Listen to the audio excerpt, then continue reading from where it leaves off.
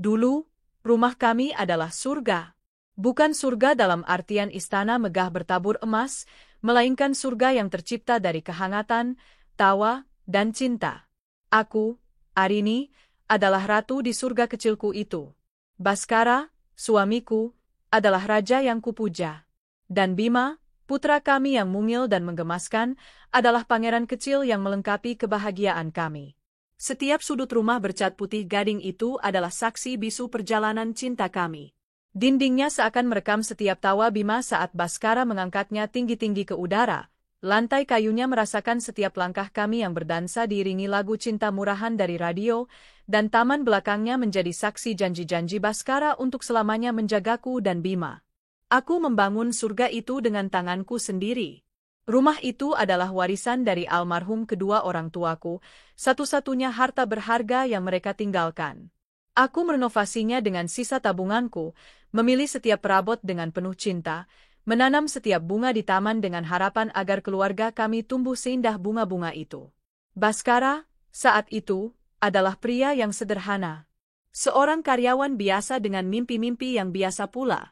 Kami bertemu, jatuh cinta, dan menikah dengan keyakinan bahwa cinta kami cukup untuk menaklukkan dunia. 5 tahun pernikahan, surga itu terasa sempurna. Bima lahir, melengkapi segalanya. Baskara mendapatkan promosi di kantornya, kehidupan kami menjadi lebih dari cukup. Aku berhenti dari pekerjaanku untuk fokus membesarkan Bima, sebuah keputusan yang kuambil dengan bahagia karena aku ingin memberikan yang terbaik untuk putraku. Baskara mendukung penuh keputusanku. Fokus saja pada pangeran kita, sayang. Biar aku yang bekerja keras untuk kalian berdua, katanya suatu malam, sambil memelukku erat. Aku percaya padanya. Aku menyerahkan seluruh hidupku, kepercayaanku, dan masa depanku di tangannya. Namun, surga yang kubangun dengan susah payah itu mulai menunjukkan retakan. Awalnya sangat halus, nyaris tak terlihat. Baskara mulai sering pulang larut malam dengan alasan klise, rapat, lembur, bertemu klien. Aroma parfumnya terkadang berbeda, bukan aroma maskulin yang biasa ku kenal, melainkan aroma manis dan asing yang menempel samar di kemejanya. Ponselnya yang dulu selalu tergeletak di mana saja, kini tak pernah lepas dari genggamannya, bahkan saat ke kamar mandi. Layarnya selalu menghadap ke bawah, dan sebuah kata sandi baru telah terpasang. Aku mencoba menepis semua pikiran buruk. Aku meyakinkan diriku bahwa aku hanya terlalu lelah, terlalu paranoid. Mungkin ini adalah bagian dari kesuksesan karirnya. Mungkin aku hanya perlu lebih percaya padanya. Aku mencoba menjadi istri yang lebih baik. Aku memasak makanan favoritnya setiap hari, menunggunya pulang meski mata sudah tak kuat menahan kantuk, menyambutnya dengan senyuman termanis yang kupunya. Tapi yang kudapatkan hanyalah balasan dingin dan acuh tak acuh. Kamu gak perlu nungguin aku, Rin. Tidur saja duluan, katanya, sambil melonggarkan dasi tanpa menatap mataku. Aku hanya ingin makan malam bersamamu, Mas, jawabku lirih. Aku sudah makan di luar dengan klien. Jawaban itu menjadi lagu wajib setiap malam. Retakan di dinding surga kami semakin membesar, berubah menjadi celah menganga yang menyedot semua kehangatan. Tawa Bima tak lagi mampu meruntuhkan dinding es yang mulai dibangun Baskara di antara kami. Puncaknya adalah saat aku menemukan sebuah notifikasi pesan di ponselnya yang menyala sesaat. Nama kontaknya, rekan proyek, tapi isi pesannya jauh dari kata profesional. Makasih ya sayang buat malam ini. Nggak sabar ketemu lagi besok, di surga kita. Jantungku seakan berhenti berdetak. Surga kita? Apakah maksudnya rumahku? Rumah yang kubangun dengan cinta dan air mata? Darahku mendidih, namun tubuhku gemetar hebat. Malam itu, aku memberanikan diri untuk bertanya. Mas, siapa Riana? Tanyaku dengan suara bergetar, menyebut nama yang tak sengaja ku dengar saat ia menelepon di taman belakang beberapa hari sebelumnya. Wajah Baskara mengeras. Kenapa kamu bertanya? Dia hanya rekan kerjaku. Rekanan kerja yang kamu panggil, sayang, dan kamu ajak bertemu di surga kita? Suaraku meninggi, tak mampu lagi menahan gejolak di dada. Baskara terdiam sejenak, raut wajahnya berubah dari kaget menjadi dingin dan kejam. Jangan mulai menuduh yang tidak-tidak, Arini. Kamu itu cuma ibu rumah tangga, apa yang kamu tahu tentang duniaku? Jangan-jangan kamu stres karena terlalu lama di rumah. Riana itu klien penting, aku harus menjaganya baik-baik. Hancur.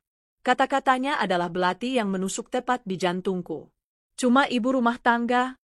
3 kata itu merendahkan semua pengorbananku, semua cinta yang kuberikan.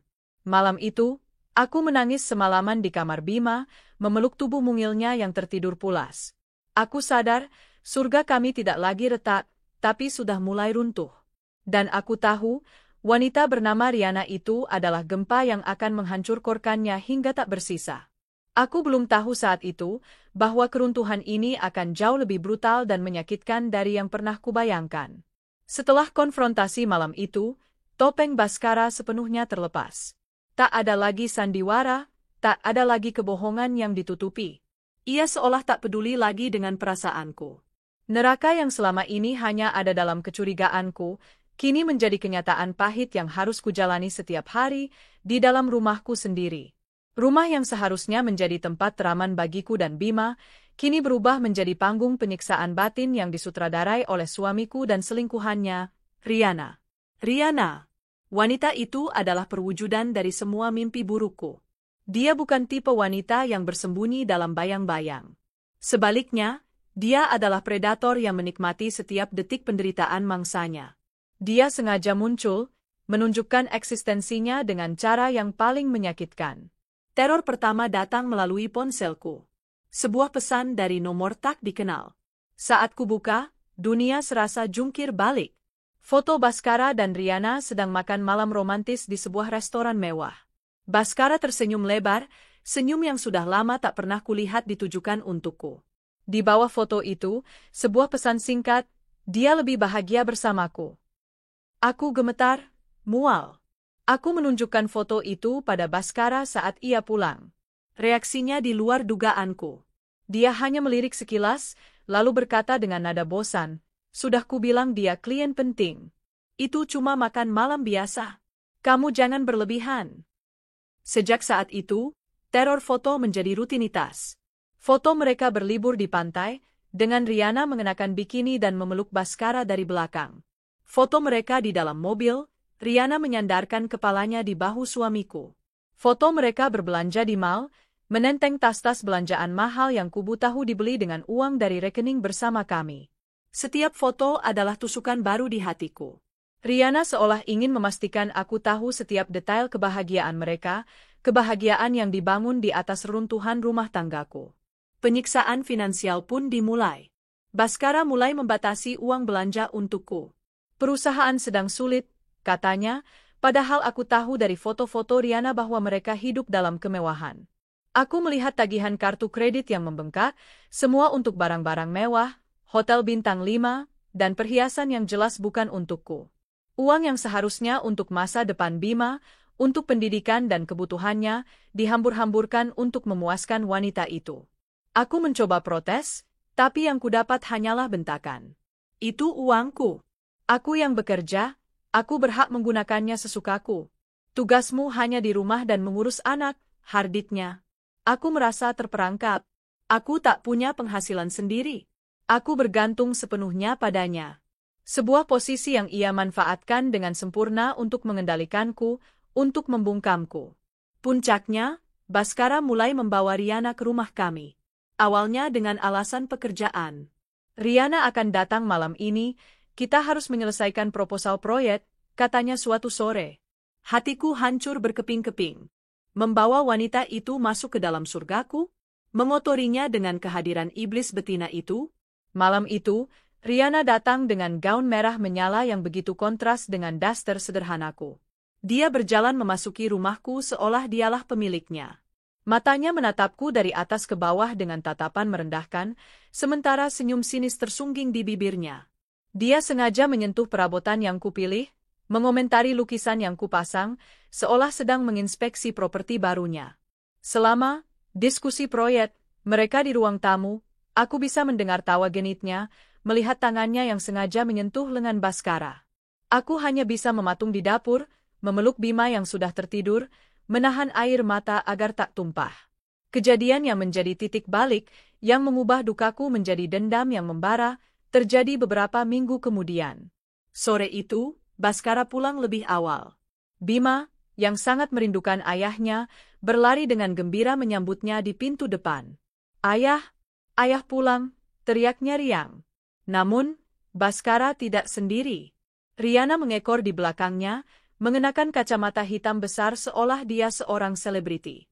Bima yang baru berusia 3 tahun, dengan kepolosannya, berlari ke arah Baskara, merentangkan tangan kecilnya, meminta untuk digendong. "Ayah, gendong." Saat Bima hampir mencapai kaki Baskara, Riana, dengan gerakan cepat dan tanpa ekspresi, mendorong tubuh mungil putraku dengan kakinya. "Jangan ganggu, anak kecil," desisnya dingin. Bima terjatuh keras di lantai. Tangisnya pecah seketika, bukan hanya karena sakit, tapi juga karena kaget dan takut. Aku yang melihat kejadian itu dari ruang tengah, merasakan darahku mendidih hingga ke ubun-ubun. Aku berlari, mengangkat tubuh Bima yang gemetar, dan menatap Baskara dengan mata menyala. "Mas, kamu lihat apa yang dia lakukan pada anakmu?" jeritku histeris. Baskara hanya menatap Bima sekilas, lalu berkata pada Riana, "Sudah, jangan pedulikan. Biasa, anak-anak." Kemudian dia menatapku dengan tajam. "Kamu juga, jangan membesar-besarkan masalah. Bima hanya jatuh." Di saat itu, sesuatu dalam diriku mati. Cinta, harapan, pengampunan, semuanya lenyap. Yang tersisa hanyalah kebencian yang pekat dan dingin. Melihat putraku, darah dagingku, disakiti di depan mataku oleh wanita itu, dan ayahnya sendiri tidak membelanya sama sekali. Di situ, di atas tangisan pilu Bima, aku bersumpah. Aku bersumpah akan membalas mereka. Aku akan mengambil kembali semua yang telah mereka rebut dariku. Aku akan membuat mereka merasakan penderitaan yang jauh lebih pedih dari yang kurasakan. Dendamku telah lahir, dan aku akan merawatnya hingga tumbuh besar dan siap untuk menerkam mereka. Sumpah yang kuucapkan di atas tangisan Bima menjadi bahan bakarku. Aku tidak lagi menangis di malam hari. Air mataku telah kering, digantikan oleh kobaran api amarah yang dingin dan terfokus. Aku mulai berpikir, menyusun rencana. Namun, aku terlalu naif. Aku tidak menyadari bahwa Baskara dan Riana sudah selangkah lebih maju dalam permainan licik mereka. Mereka tidak hanya ingin menyiksaku, mereka ingin menyingkirkanku sepenuhnya. Baskara mulai membangun narasi bahwa aku adalah istri yang tidak stabil secara emosional. Dia sering memancing pertengkaran di depan Bima, merekam saat aku berteriak frustrasi, lalu memutarbalikkan fakta seolah-olah akulah yang memulai semuanya. Dia akan berkata, "Lihat, kan? Kamu histeris tanpa alasan." Kasihan Bima melihat ibunya seperti ini. Dia melakukannya dengan sangat sistematis, mengumpulkan bukti untuk mendukung kebohongannya. Suatu hari, aku pulang setelah mengantar Bima ke kelompok bermainnya dan menemukan sebuah koper sudah disiapkan di depan pintu kamar kami. Pakaianku dan beberapa barang milik Bima dimasukkan secara asal-asalan ke dalamnya. Baskara dan Riana berdiri di ruang tamu, menatapku dengan ekspresi kemenangan. "Apa-apaan ini, Mas?" tanyaku, jantungku berdebar kencang. "Aku rasa ini yang terbaik untuk semua, Arini," kata Baskara dengan nada tenang yang dibuat-buat. "Kondisimu semakin tidak stabil. Kamu butuh waktu untuk menenangkan diri. Untuk sementara, kamu dan Bima bisa tinggal di tempat lain." "Tempat lain? Ini rumahku. Aku tidak akan pergi kemana-mana." Suaraku bergetar karena amarah. Riana melangkah maju, senyum sinis terpasang di wajahnya. "Oh, sayang sekali. Menurut surat ini, rumah ini sekarang menjadi jaminan atas pinjaman bisnis Baskara yang sangat besar. Dan karena kondisi mentalmu yang tidak stabil, pengadilan sementara memberikan hak pengelolaan aset ini sepenuhnya kepada Baskara. Kamu tidak punya hak apa-apa lagi di sini." Dia melemparkan sebuah amplop coklat ke meja. Tanganku gemetar saat membukanya. Isinya adalah dokumen-dokumen legal yang tidak sepenuhnya ku mengerti, tapi ada stempel pengadilan dan tanda tangan Baskara di sana. Aku ingat pernah menandatangani beberapa berkas beberapa bulan lalu. Baskara bilang itu untuk keperluan investasi bisnisnya. Bodohnya aku menandatanganinya tanpa membaca detailnya, karena saat itu aku masih percaya sepenuhnya padanya. Ternyata, aku telah menandatangani surat persetujuan untuk menjadikan rumah warisan orang tuaku sebagai jaminan utang dan surat kuasa yang memberinya kendali penuh. Ini tidak mungkin. Kamu menipuku, jeritku. Aku tidak menipumu. Aku hanya melakukan apa yang perlu dilakukan untuk melindungi asetku, jawab Baskara dingin. Sekarang, pergilah baik-baik. Jangan membuat keributan. Kasihan Bima. Mereka telah merencanakan ini semua. Mereka telah menjebakku secara hukum, menggunakan kepercayaanku sebagai senjata untuk menghancurkanku. Aku diusir dari istanaku sendiri, dari surga yang kubangun dengan tetesan keringat dan air mata. Riana berdiri di ambang pintu, melipat tangan di dada, saat aku menyeret koper keluar dari rumah. Tatapannya penuh kemenangan dan penghinaan. Aku memeluk Bima erat, yang menangis karena bingung dan takut. Ibu, kita mau kemana? Kenapa kita bawa koper? Tanyanya polos. Aku tidak bisa menjawab. Lidahku keluh. Yang bisa kulakukan hanyalah mencium puncak kepalanya dan berbisik, kita akan pergi ke tempat baru yang lebih baik, sayang. Sebuah kebohongan untuk menenangkan hatinya yang kecil, sementara hatiku sendiri hancur berkeping-keping. Kami tidak punya tujuan. Aku menelepon beberapa kerabat, tapi tak ada yang bisa menampung kami dalam waktu lama. Akhirnya, aku menggunakan sisa uang di dompetku untuk menyewa sebuah kamar kos kecil dan pengap di pinggiran kota. Ukurannya tak lebih besar dari kamar mandi di rumahku dulu. Dindingnya kusam, dan udaranya lembab. Malam pertama di sana adalah malam terpanjang dalam hidupku. Bima terus menangis, memanggil ayahnya, menanyakan mainannya, dan tempat tidurnya yang nyaman. Aku hanya bisa memeluknya, menyanyikan lagu Nina Bobo dengan suara serak menahan tangis, sementara hatiku menjerit dalam keheningan. Aku berada di titik terendah dalam hidupku. Aku kehilangan suamiku, rumahku, dan semua kenyamanan hidupku dalam sekejap. Aku hanya punya Bima dan beberapa lembar pakaian di koper. Rasa putus asa sempat menyelimutiku. Aku merasa gagal sebagai seorang ibu, sebagai seorang wanita. Aku menatap pantulan diriku di cermin kecil yang retak di kamar kos itu. Wajah yang kuyu, mata yang bengkak, dan tatapan yang kosong.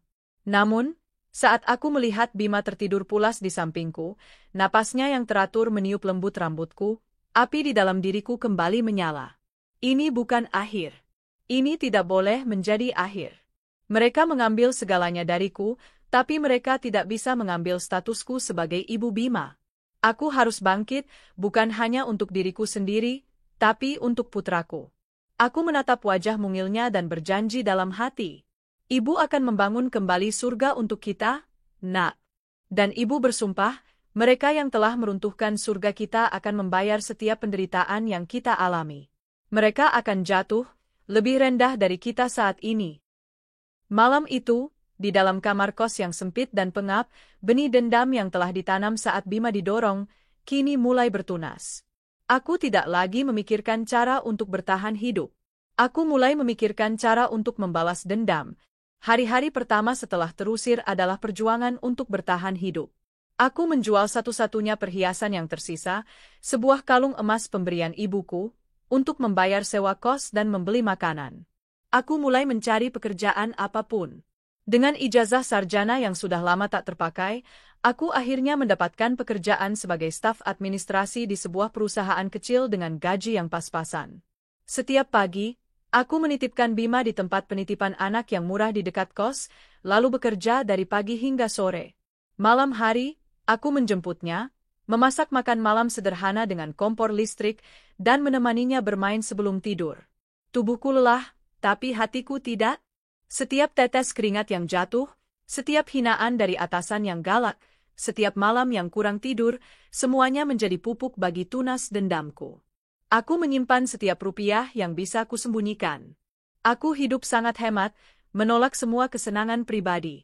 Tujuanku bukan lagi sekadar untuk hidup layak, tapi untuk mengumpulkan modal demi sebuah rencana besar. Di sela-sela kesibukanku, aku mulai melakukan riset.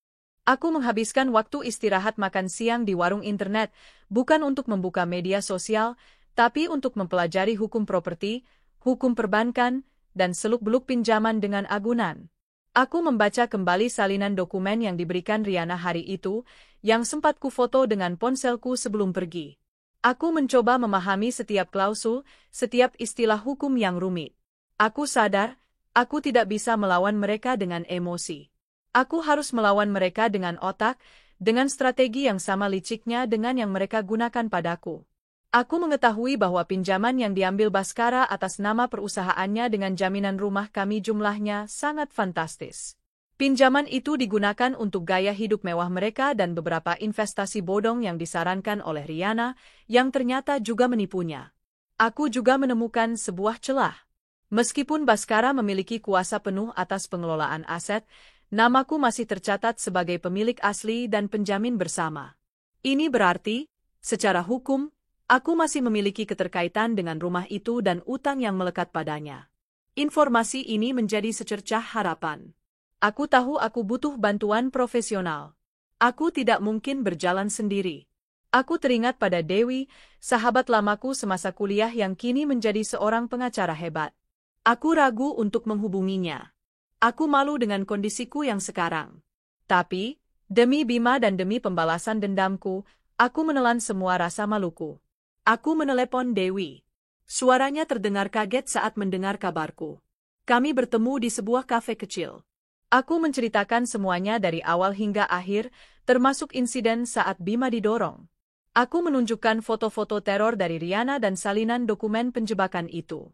Dewi mendengarkan dengan saksama, wajahnya yang cantik mengeras karena amarah saat aku sampai pada bagian Bima. Brengsek! Laki-laki macam apa dia membiarkan anaknya disakiti seperti itu? Geram Dewi. Dan wanita itu, dia bukan hanya pelakor, tapi iblis. Aku butuh bantuanmu, Wai. Aku ingin mereka hancur. Aku ingin mereka merasakan bagaimana rasanya kehilangan segalanya, kataku dengan suara dingin dan mantap. Dewi menatap mataku dalam-dalam, mencari keraguan di sana. Tapi yang ia temukan hanyalah tekad yang membara. Kamu yakin, Rin? Ini akan menjadi pertarungan yang panjang dan kotor. Kamu siap? Aku lebih dari siap, jawabku tanpa ragu. Sejak hari itu, Dewi menjadi sekutu utamaku. Kami bertemu secara rutin, menyusun strategi. Dewi, dengan keahlian hukumnya, menemukan lebih banyak lagi celah dalam perjanjian pinjaman itu. Rencana kami mulai terbentuk. Bukan sekadar untuk merebut kembali rumah itu, karena rumah itu sudah ternoda. Rencana kami jauh lebih indah dari itu. Rencana kami adalah membiarkan mereka menikmati kemenangan mereka, membiarkan mereka terlena dalam kebahagiaan palsu, lalu menarik karpet dari bawah kaki mereka di saat yang paling tidak mereka duga. Kuncinya adalah waktu, Rin, kata Dewi suatu hari. Kita harus menyerang saat mereka berada di puncak, saat mereka merasa tak terkalahkan. Saat itulah kejatuhan mereka akan terasa paling menyakitkan. Aku setuju. Aku mulai mengikuti kehidupan mereka dari jauh melalui media sosial, menggunakan akun palsu. Aku melihat mereka memamerkan kemesraan, liburan mewah, dan renovasi besar-besaran di rumahku. Setiap postingan mereka menjadi bahan bakar baru untukku. Mereka tertawa, sementara aku dan putraku berjuang setiap hari. Mereka tidur di ranjang empuk di kamar yang seharusnya menjadi milikku, sementara aku tidur di kasur tipis di lantai. Aku bekerja lebih keras lagi, mengambil pekerjaan sampingan menerjemahkan dokumen di malam hari setelah Bima tidur. Aku harus mengumpulkan uang, bukan hanya untuk biaya hidup dan biaya pengacara, tapi juga untuk bagian dari rencana kami. Aku harus terlihat lemah dan kalah di mata mereka. Aku sengaja tidak pernah menghubungi Baskara, tidak pernah meminta nafkah untuk Bima. Biarkan dia berpikir aku sudah menyerah dan pasrah pada nasib. Bulan-bulan berlalu menjadi tahun. Bima tumbuh menjadi anak yang cerdas dan pengertian, meskipun terkadang ia masih menanyakan ayahnya. Aku selalu menjawab dengan sabar, ayah sedang sibuk, nak. Tapi ibu selalu ada di sini untukmu. Sementara itu, tunas dendamku telah tumbuh menjadi pohon yang kokoh, dengan akar yang kuat dan cabang yang siap mencengkeram. Aku bukan lagi Arini yang lemah dan penurut. Aku adalah seorang perencana, seorang pejuang yang sabar menunggu saat yang tepat untuk berperang. Dan dari informasi yang kudapatkan, saat itu akan segera tiba. Baskara dan Riana mengumumkan pertunangan mereka. Mereka akan menikah. Dan aku tahu, pernikahan mereka akan menjadi panggung termegah untuk skenario kehancuranku. Kabar pertunangan Baskara dan Riana adalah musik terindah di telingaku. Itu adalah sinyal bahwa babak akhir dari sandiwara ini akan segera dimulai. Aku dan Dewi segera mengintensifkan pertemuan kami.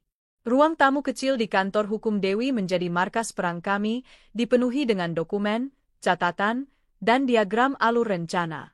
Pernikahan adalah momen sempurna, kata Dewi, matanya berbinar penuh semangat strategis.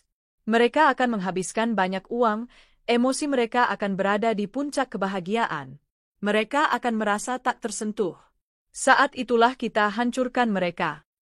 Rencana kami memiliki beberapa lapisan yang rumit, dirancang untuk memastikan kehancuran total, baik secara finansial maupun mental. Langkah pertama adalah mengenai aset. Selama ini, aku diam-diam telah melacak semua aset yang kumiliki atas namaku sendiri, yang tidak diketahui Baskara. Ada sebidang tanah kecil di kampung halaman orang tuaku dan beberapa simpanan emas batangan warisan nenek. Aset-aset ini tidak pernah kusinggung selama pernikahan kami. Dengan bantuan Dewi, aku mulai proses penjualan aset-aset ini secara diam-diam. Prosesnya memakan waktu, tapi aku melakukannya dengan sangat hati-hati agar tidak menimbulkan kecurigaan. Uang hasil penjualan itu langsung masuk ke rekening baru yang kubuka atas namaku sendiri, rekening yang tidak akan pernah bisa dilacak oleh Baskara. Langkah kedua, dan ini adalah inti dari rencana kami, adalah mengenai pinjaman bank. Dewi menemukan bahwa perusahaan Baskara sebenarnya tidak berjalan baik. Gaya hidup mewah yang ia jalani bersama Riana telah menggerogoti keuangan perusahaan. Pinjaman bank yang dijamin dengan rumah kami adalah satu-satunya yang membuatnya tetap bertahan. Pembayaran cicilannya seringkali terlambat, meskipun belum sampai pada titik gagal bayar yang memicu penyitaan. Disinilah kita masuk, jelas Dewi. Sebagai penjamin bersama, kamu punya hak untuk berkomunikasi dengan pihak bank. Kita akan datang ke bank bukan sebagai korban, tapi sebagai pihak yang kooperatif dan ingin mencari solusi. Kami membuat janji temu dengan kepala bagian kredit di bank tersebut. Aku berdandan serapi mungkin, meminjam blazer dari Dewi, berusaha menampilkan citra wanita yang tegar dan cerdas, bukan korban yang menyedihkan. Aku menceritakan situasiku secara jujur, bahwa aku telah dipisahkan dari suamiku dan dipaksa keluar dari rumah yang menjadi jaminan. Aku menunjukkan bukti-bukti bahwa Baskara menggunakan dana pinjaman untuk kepentingan pribadi, bukan untuk bisnis. Saya khawatir dengan status pinjaman ini, Pak, kataku dengan nada serius. Saya tidak ingin nama saya ikut tercoreng jika terjadi gagal bayar. Saya ingin menyelesaikan bagian tanggung jawab saya. Disinilah uang hasil penjualan asetku berperan. Aku menawarkan untuk membayar sebagian kecil dari tunggakan bunga dan denda pinjaman itu dengan uangku sendiri. Ini adalah itikat baik saya, kataku. Namun, saya ingin meminta satu hal. Mengingat situasi saya ingin bank menerapkan aturan perjanjian secara ketat kepada Bapak Baskara. Jika terjadi keterlambatan pembayaran lagi, sekecil apapun, saya mohon pihak bank untuk tidak memberikan kelonggaran lagi dan segera menjalankan prosedur standar sesuai kontrak. Tawaran dan permintaanku membuat pihak bank terkesan. Mereka melihatku sebagai nasabah yang bertanggung jawab, kontras dengan Baskara yang jelas-jelas sembrono. Mereka setuju.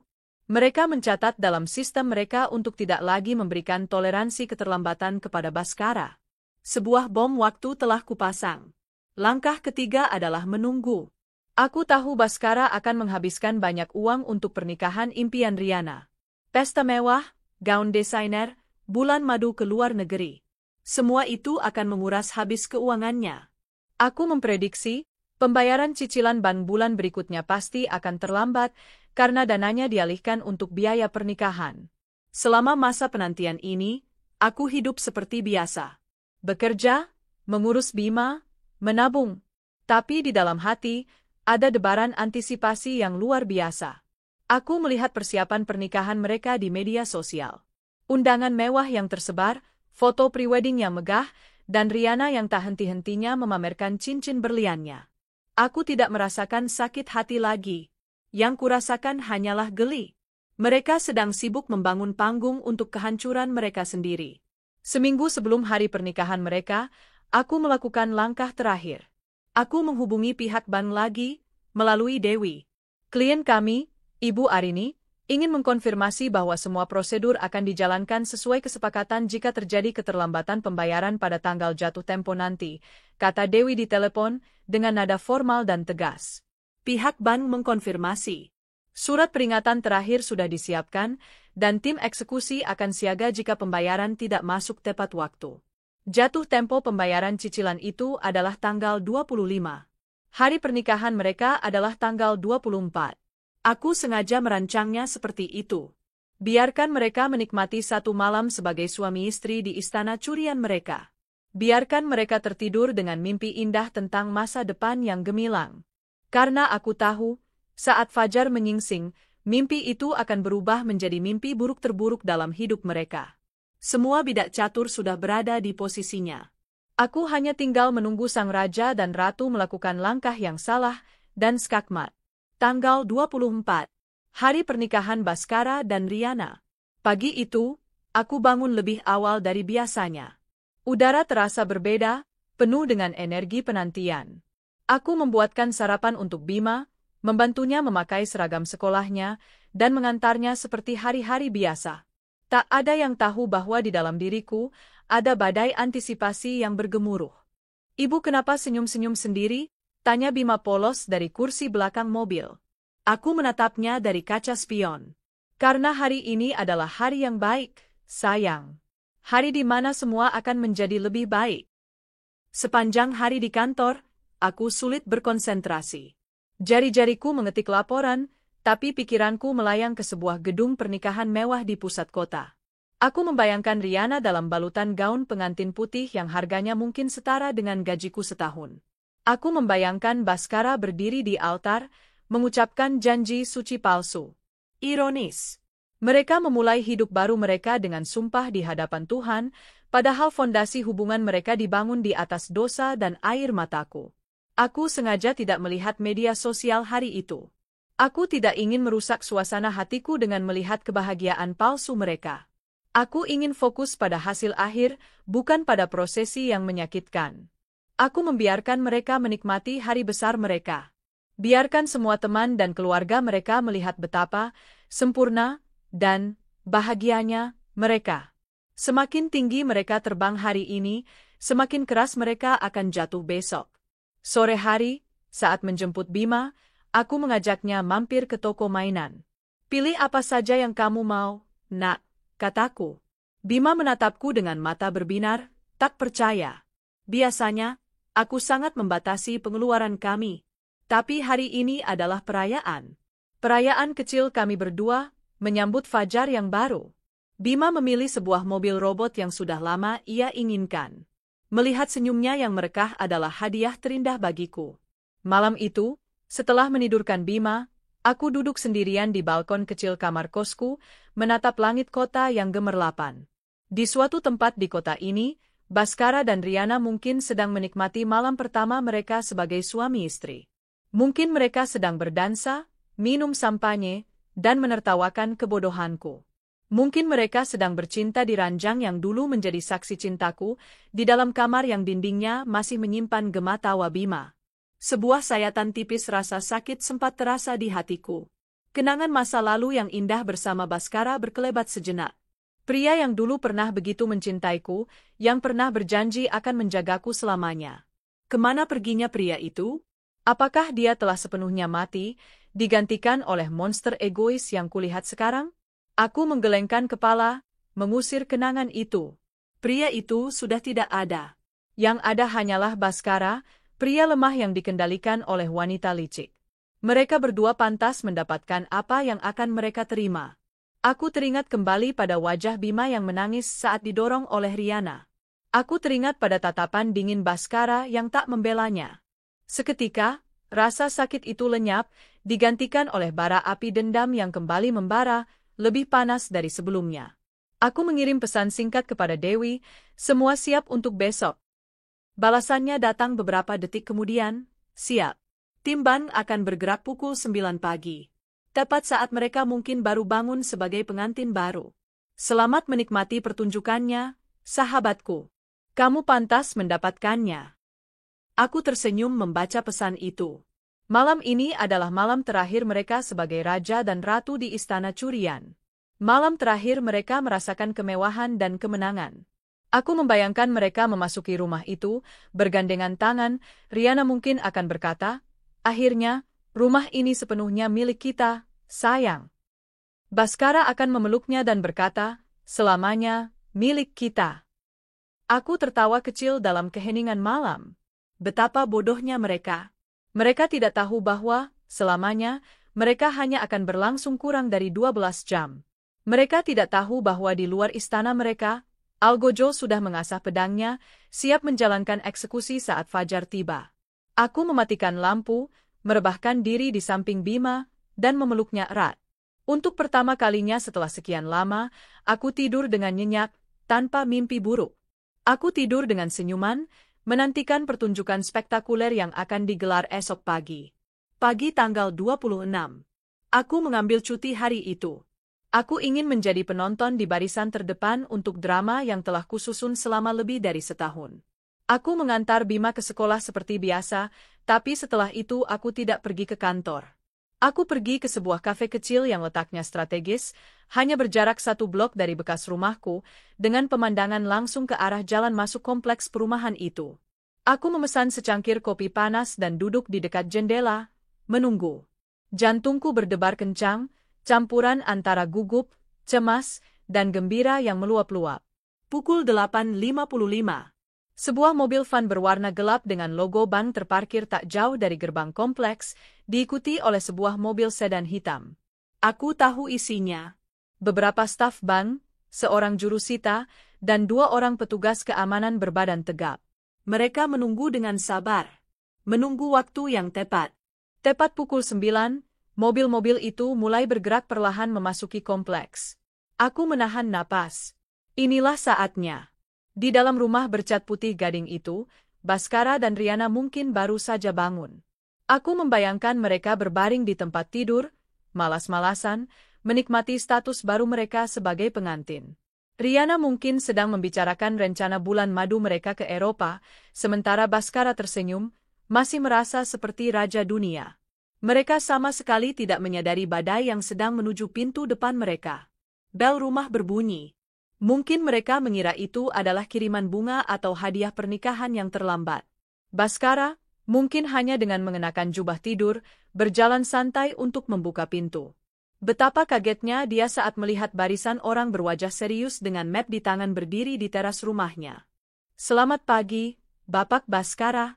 Kami dari pihak bank," kata pria yang paling depan, suaranya formal dan dingin. Dari kejauhan, aku tidak bisa mendengar percakapan mereka. Tapi aku bisa melihat perubahan drastis pada bahasa tubuh Baskara. Punggungnya yang tadi tegak kini sedikit membungkuk. Wajahnya yang santai berubah menjadi tegang dan pucat. Dia pasti mencoba berdebat, menolak, tapi pria dari bank itu hanya dengan tenang menunjukkan dokumen-dokumen di tangannya. Tak lama kemudian, Riana muncul di belakang Baskara, wajahnya masih mengantuk. Tapi kantuknya langsung hilang saat melihat apa yang terjadi. Aku bisa melihat mulutnya terbuka, mungkin berteriak. Kepanikan mulai menjalari mereka. Baskara terlihat sibuk menelepon, mungkin menghubungi pengacaranya, tapi usahanya sia-sia. Semua sudah diatur. Tidak ada celah untuk lolos. Pintu rumah terbuka lebar, dan para petugas mulai masuk. Drama sesungguhnya dimulai. Aku melihat Riana menjadi histeris. Dia menunjuk-nunjuk, berteriak, mungkin memaki Baskara. Cinta dan kemesraan yang mereka pamerkan kemarin luntur seketika di hadapan bencana finansial. Wajah aslinya keluar, seorang wanita materialistis yang marah karena kemewahannya terancam. Beberapa tetangga mulai keluar rumah, menonton pemandangan itu dengan penasaran. Betapa memalukannya. Raja dan ratu yang kemarin menggelar pesta paling mewah di kompleks, kini menjadi tontonan gratis di pagi hari. Petugas keamanan dengan sopan tapi tegas meminta mereka untuk mengemasi barang-barang pribadi yang penting saja, karena rumah itu akan disegel saat itu juga. Aku melihat mereka, seperti 2 ekor tikus yang terperangkap, berlarian panik di dalam rumah. Tak lama kemudian, mereka keluar, disusul oleh petugas yang membawa beberapa koper. Riana menangis meraung-raung, riasan wajahnya yang mungkin sisa semalam luntur berantakan. Baskara tampak linglung, syok, wajahnya pucat pasi seolah baru melihat hantu. Mereka berdiri di pinggir jalan, di samping tumpukan koper mereka. Mobil mewah mereka, yang juga ternyata masih dalam cicilan dan akan segera ditarik, terparkir tak berdaya. Mereka mulai bertengkar hebat. Riana menjerit, memukul-mukul dada Baskara, menyalahkannya atas semua ini. Baskara hanya bisa diam, terlalu syok untuk membalas. Pasangan paling bahagia kemarin, kini menjadi pasangan paling menyedihkan hari ini. Saat itulah aku memutuskan untuk mengakhiri pertunjukan ini dengan sebuah adegan penutup yang manis. Aku menyalakan mesin mobilku, melaju perlahan keluar dari area kafe, dan berbelok ke jalan di depan rumah itu. Aku mengemudi dengan sangat pelan. Jendela mobilku buka. Mereka berdua menoleh saat mendengar suara mobilku mendekat. Mata Baskara membelalak saat melihatku di balik kemudi. Wajahnya menunjukkan campuran antara kaget, tidak percaya, dan secercah pemahaman. Dia akhirnya sadar. Ini bukan kebetulan. Ini adalah sebuah rencana. Aku tidak tersenyum. Aku tidak mengejek. Aku hanya menatap lurus ke matanya, tatapan yang dingin dan penuh kemenangan. Aku ingin dia melihatku, Arini, ibu rumah tangga bodoh, yang telah mereka buang. Aku ingin dia melihat bahwa akulah yang mendalangi kehancurannya. Kemudian, mataku beralih ke Riana yang menatapku dengan kebencian. Aku memberinya senyuman tipis, senyuman yang paling tulus yang bisa kuberikan. Lalu, dengan suara yang jelas dan tenang, aku berkata, "Selamat menikmati bulan madu kalian." Setelah itu, aku menginjak pedal gas dan melaju pergi, meninggalkan mereka di tengah puing-puing kehidupan mewah mereka. Aku melihat mereka dari kaca spion untuk terakhir kalinya, dua sosok yang hancur dan kebingungan di pinggir jalan. Aku tidak lagi merasakan dendam. Yang kurasakan adalah kelegaan. Sebuah beban berat terangkat dari pundakku. Semuanya sudah selesai. Keadilan telah ditegakkan dengan caraku sendiri. Saat aku melaju di jalanan, menuju sekolah untuk menjemput Bima, putraku, masa depanku, aku tersenyum. Bukan senyum kemenangan atas kehancuran mereka, tapi senyum kebebasan. Aku bebas dari masa lalu, bebas dari rasa sakit. Sekarang, saatnya untukku dan Bima membangun surga kami yang baru. Surga yang sesungguhnya, yang tak akan pernah bisa diruntuhkan oleh siapapun. 5 tahun kemudian. Aroma sup ayam yang hangat dan harumnya tumis brokoli bawang putih menguar di udara, berbaur dengan suara tawa riang seorang anak laki-laki. Di sebuah dapur mungil yang bersih dan tertata rapi, aku mengaduk masakanku sambil tersenyum. Ini adalah surga baruku. Bukan sebuah rumah besar bercat putih gading, melainkan sebuah apartemen sederhana dengan 2 kamar tidur di lantai 7, dengan balkon kecil yang menghadap ke taman bermain. Dindingnya tidak merekam janji-janji palsu, melainkan dihiasi oleh lukisan-lukisan cat air karya Bima yang kini berusia 8 tahun. Lantainya bukan kayu mahal, tapi keramik putih yang selalu bersih, menjadi saksi langkah-langkah kecil Bima yang kini tumbuh menjadi anak yang cerdas, sehat, dan penuh percaya diri. Kehidupan telah banyak berubah. Setelah hari penyitaan itu, aku tidak pernah menoleh ke belakang. Aku menggunakan sisa uang dari penjualan aset rahasiaku sebagai modal. Aku mengambil kursus manajemen bisnis di malam hari setelah Bima tidur, dan dengan kerja kerasku, aku dipromosikan menjadi manajer di kantor. Tak puas sampai di situ, aku merintis usaha catering kecil-kecilan dari dapur apartemen ini pada akhir pekan. Dapur Arini, begitu nama usahaku, kini mulai dikenal di kalangan ibu-ibu kompleks dan perkantoran sekitar. Aku tidak kaya raya, tapi aku lebih dari cukup. Aku mandiri, dan perasaan itu tak ternilai harganya. Aku bukan lagi cuma ibu rumah tangga, aku adalah seorang manajer, seorang pengusaha, dan yang terpenting, seorang ibu yang bangga. Kabar tentang Baskara dan Riana sesekali masih sampai ke telingaku, biasanya melalui Dewi yang mendengarnya dari lingkaran pertemanan lama kami. Seperti yang sudah kuduga, cinta sejati, mereka tidak bertahan lama tanpa sokongan finansial. Kurang dari 6 bulan setelah mereka menjadi tunawisma, Riana meninggalkan Baskara. Menurut kabar, dia pergi setelah menguras habis sisa uang yang berhasil disembunyikan Baskara, meninggalkannya sendirian dan terpuruk. Riana, sang predator, selalu tahu kapan harus meninggalkan bangkai kapalnya untuk mencari kapal pesiar yang baru. Aku tidak tahu dan tidak peduli di mana dia sekarang. Bagiku, dia hanyalah hantu dari masa lalu yang kelam. Nasib Baskara jauh lebih tragis. Tanpa rumah, tanpa pekerjaan tetap karena reputasinya yang hancur, dan tanpa Riana, ia jatuh ke dalam jurang keputusasaan. Dia berpindah-pindah tempat tinggal, menumpang pada teman-temannya yang satu persatu akhirnya menjauh karena tabiatnya yang tak berubah. Dia menjadi pemurung, pemarah, dan menyalahkan semua orang atas nasibnya, kecuali dirinya sendiri. Dia adalah contoh nyata bagaimana kesombongan dan pengkhianatan dapat meruntuhkan seorang pria hingga ke fondasinya. Suatu sore, saat aku sedang bersantai di balkon sambil membaca buku dan Bima mengerjakan PR di dalam, sebuah notifikasi pesan muncul di ponselku dari nomor yang tidak dikenal. "Arini, ini aku, Baskara. Aku tahu aku tidak pantas menghubungimu. Tapi aku mohon, beri aku kesempatan. Aku sakit, Rin. Aku hanya ingin bertemu Bima sekali saja. Untuk yang terakhir kali." Jantungku berhenti sejenak. Nama itu, setelah sekian lama, masih memiliki kekuatan untuk mengirimkan getaran aneh ke dalam diriku. Bukan cinta, bukan benci, melainkan campuran rumit antara kasihan dan kenangan pahit. Aku menatap Bima di dalam, yang sedang tertawa kecil melihat acara kartun di televisi. Haruskah aku mengizinkan racun dari masa lalu masuk kembali dan mengganggu kedamaian yang telah kubangun dengan susah payah ini? Aku menceritakan hal ini pada Dewi malam itu. "Apa yang harus kulakukan, Wai?" Dewi menatapku lekat. "Tanyakan pada hatimu, Rin. Bukan sebagai wanita yang tersakiti, tapi sebagai Arini yang sekarang. Apa yang terbaik untukmu, dan yang terpenting, apa yang terbaik untuk Bima?" Malam itu aku tidak bisa tidur. Aku memutar kembali semua kejadian. Rasa sakit dikhianati, hinaan yang kuterima, dan yang paling membekas, wajah Bima yang menangis saat didorong oleh Riana sementara ayahnya hanya diam. Namun, aku juga melihat bayangan pria hancur yang memohon untuk melihat anaknya. Dendamku sudah lama padam, tergantikan oleh kelegaan dan kebahagiaan. Membiarkannya terus menderita tidak akan menambah kebahagiaanku. Aku membuat keputusan. Keesokan harinya, aku membalas pesannya. "Temui aku besok jam 4 sore di taman dekat danau. Datanglah sendiri."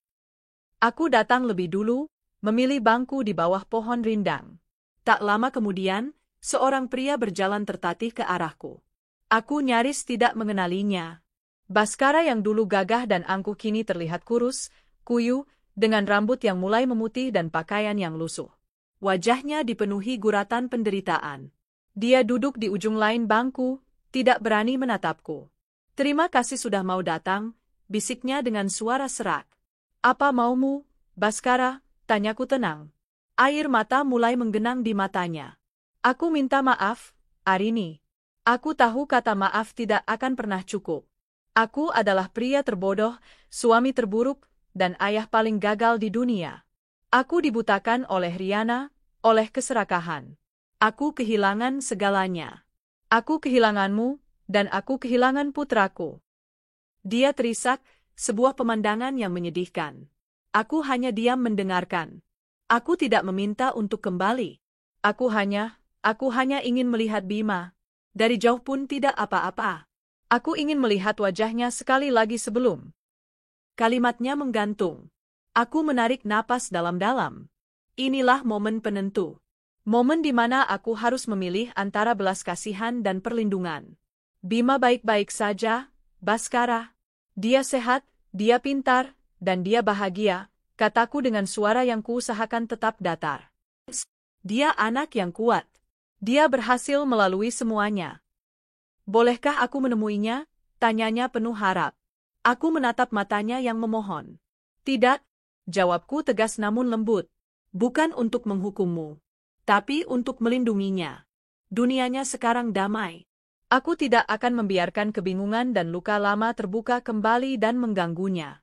Dia mengingatmu sebagai ayah yang sibuk bekerja. Biarlah kenangan itu yang tersisa, daripada dia harus melihatmu dalam keadaan seperti ini."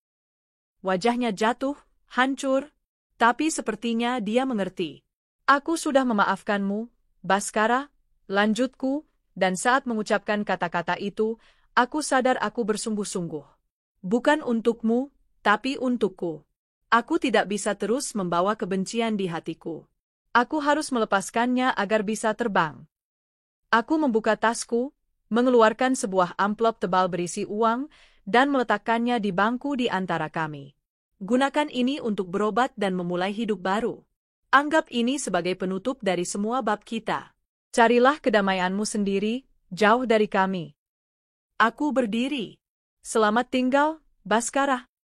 Aku berjalan pergi tanpa menoleh ke belakang. Aku tidak tahu apakah dia mengambil uang itu atau tidak. Aku tidak peduli. Yang aku tahu, aku baru saja menutup pintu terakhir dari masa laluku. Sepenuhnya. Saat aku tiba di gerbang sekolah Bima, dia berlari keluar dan memelukku erat. Ibu, tadi aku dapat nilai 100 di pelajaran menggambar, serunya bangga. Aku mengangkatnya ke dalam pelukanku, mencium pipinya yang tembam. Wah, jagoan ibu hebat sekali. Sambil berjalan pulang bergandengan tangan, Bima menatapku. Ibu, aku sayang ibu. Aku tersenyum, hatiku meluap oleh kehangatan.